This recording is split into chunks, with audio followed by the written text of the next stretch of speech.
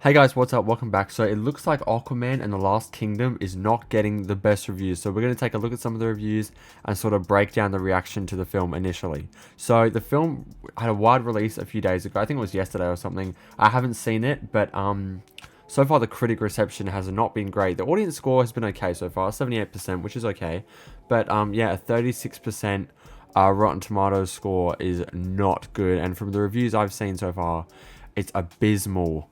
And this just makes me really, really sad because this is the last DCEU film that's ever going to come out, right? That's in this universe, the DCEU.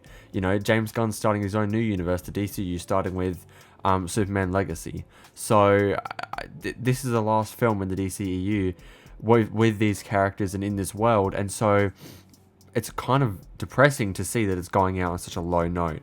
So yeah, a 36% right out of the gate is not good. And you know, I really liked the first Aquaman. I really did. It made $1 billion.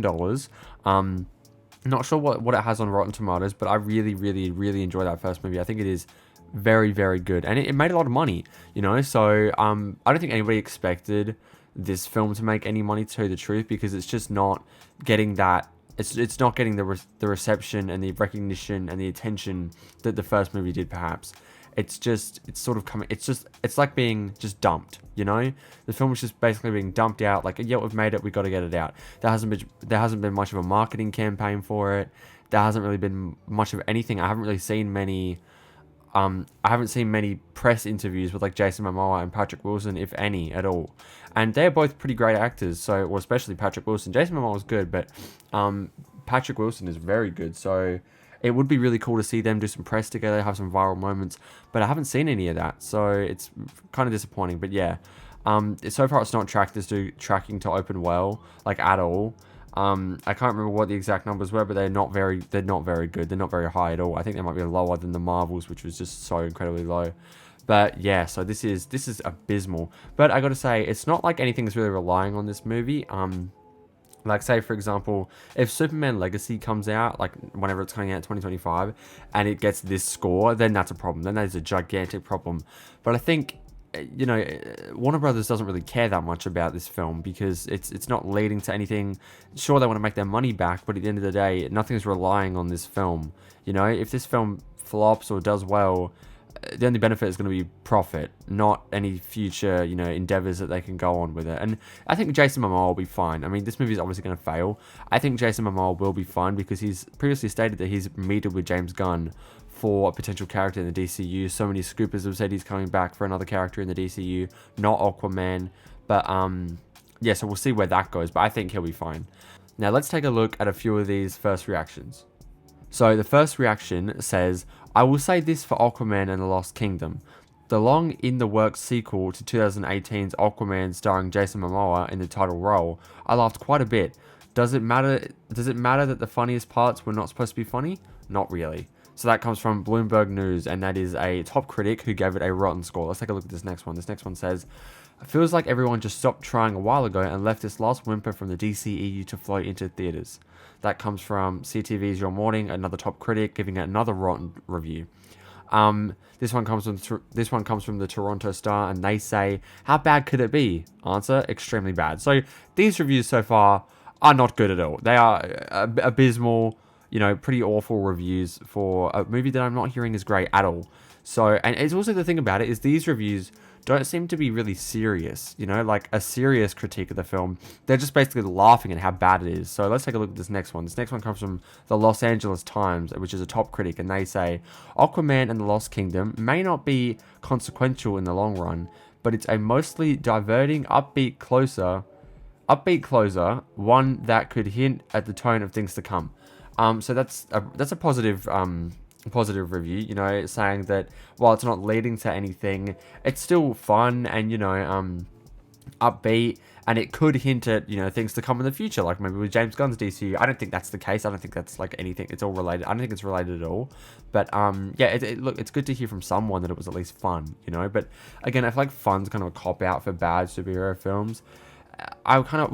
shouldn't we expect more than just fun from our comic book films? I don't know. But let's take a look at this next one. This next one comes from Slant Magazine, and they say the film hits its plot milestones as fast as humanly possible. Cohesion or depth be damned.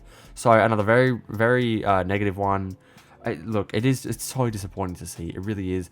But I think Warner Brothers just didn't care about this film, and they just wanted to get it out, just so they can get started with the DCU, basically, and just like, yep, this film's been made.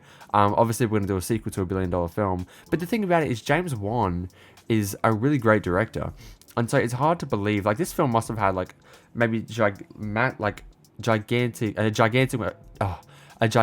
amount of studio interference, or there could have been development. It could have been stuck in development hell, it was in development for a while. I mean, the first film came out in 2018, and so yeah, look, it's just disappointing to see. So let's take a look at this next one. This next one states a notch down from the original, about par for the Warner DC universe. Again, these people, they don't care enough to give it a very serious reaction, which is fair enough, because if the movie's that bad, I wouldn't, like, if I was one of these critics and I was just not interested in the movie at all, this would be my type of review. So, but again, it's not a great sign for the film itself.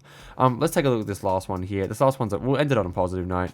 This last one says, parts of the 2-hour film feel a little bogged down, but it does well to keep a lively pace and wrap everything up to the best way possible, even if it's a tad abrupt. So again, not even the most positive review. It's just, with Rotten Tomatoes, a 3 or above is positive, right?